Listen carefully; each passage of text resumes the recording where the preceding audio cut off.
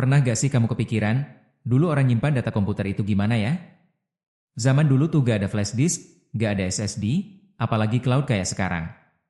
Di video ini, kita bakal ngebahas perjalanan panjang tempat penyimpanan data, dari zaman kertas bolong sampai storage super cepat yang kecil banget. Yang pertama ada punch card atau penyimpanan paling pertama. Kita mulai dari yang paling tua, namanya punch card atau dikenal kartu berlubang. Dulu, orang nyimpen data komputer pakai kertas yang dilubangin, terus komputer dulu bakal baca lubangnya itu. Kelebihan yaitu, walaupun kelihatan aneh, ini tuh penyimpanan digital pertama di dunia. Jadi, penting banget waktu itu. Tapi ya kekurangannya, ini gampang rusak, lambat banget, cuma bisa nyimpen data sedikit, dan cuma bisa dipakai sekali habis itu ya dibuang. Yang kedua ada magnetic tape atau pita magnetik. Lanjut ke magnetic tape atau bisa disebut pita magnetik. Bentuknya mirip kaset pita, biasanya dipakai buat simpan data banyak di kantor atau tempat backup.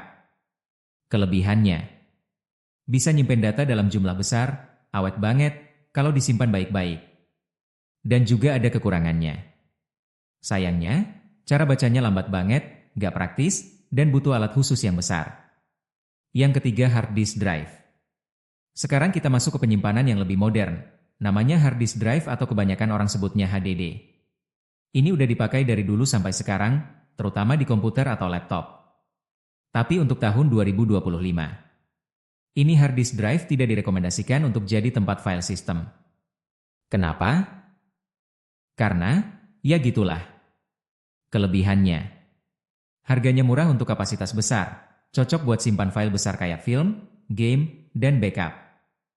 Kekurangannya, tapi agak lambat, gampang rusak kalau jatuh atau terguncang, dan boros listrik. Yang keempat ada floppy disk. Dulu banget, orang juga sering pakai floppy disk atau beberapa orang sebutnya disket. Ini tuh kayak flash disk zaman dulu, biasa dipakai buat pindahin data kecil. Dan floppy disk sekarang menjadi ikon save di banyak program seperti rombongannya Microsoft dan banyak lagi. Kelebihannya, mudah dipakai di zamannya, gampang dibawa, dan cukup murah. Kekurangannya, kapasitasnya kecil banget, gampang rusak, dan sekarang udah tinggal koleksi dan kenangan. Yang kelima ada optical disc. Selanjutnya ada optical disc contohnya CD, DVD, dan Blu-ray.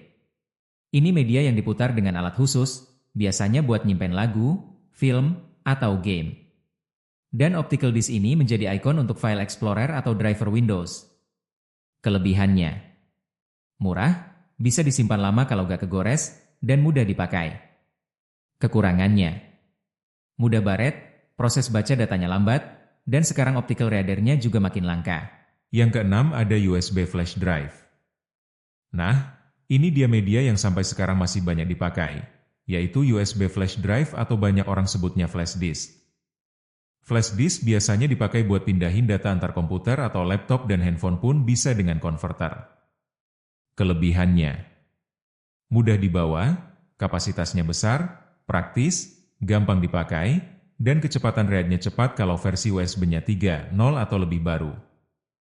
Kekurangannya, karena kecil, mudah hilang, dan lama-lama bisa rusak kalau sering dipakai terus-menerus. Yang ketujuh ada SD card dan micro SD. Selain flash disk, ada juga SD card dan micro SD. Sebenarnya ada dua SD card dan micro SD. Kenapa? Karena SD card itu untuk generasi pertama. Sedangkan micro SD generasi kedua dari SD card dan juga ukurannya. SD card ukurannya lebih besar sementara micro SD ukurannya kecil. Biasanya dipakai di HP, laptop, kamera, atau juga drone. Kelebihannya, karena ukurannya kecil, gampang dipindah-pindah antar perangkat, dan harganya terjangkau. Tapi juga ada kekurangannya yaitu gampang hilang, gampang rusak, dan kapasitasnya terbatas, bahkan ada yang KW sama seperti USB flash disk. Yang kedelapan ada SSD atau Solid State Drive. Nah, ini dia penyimpanan yang sekarang paling banyak dipakai, yaitu SSD. SSD biasanya dipakai di laptop atau PC modern, karena kecepatannya tinggi. Untuk jenis SSD ada banyak, ada SSD SATA, SSD M2, dan banyak lagi. Kelebihannya: super cepat buat baca dan tulis data, bikin komputer jadi lebih ngebut, dan lebih awet karena gak ada komponen bergerak. Kekurangannya: harganya masih cukup mahal, dan kalau rusak, data di dalamnya bisa susah diselamatkan. Yang kedelapan, NVMe SSD. Kalau mau yang lebih cepat lagi, ada NVMe SSD. Sama seperti SSD M.2 tetapi beda konektornya, tapi kecepatannya 2 kali bahkan lebih dari semua jenis SSD yang tadi. Kelebihannya: cepat banget buat baca tulis data, cocok untuk gaming atau editing video berat. Dan juga ada kekurangannya. Harganya lebih mahal, gak semua komputer bisa pakai karena slot yang berbeda, dan bisa panas kalau dipakai terus-menerus.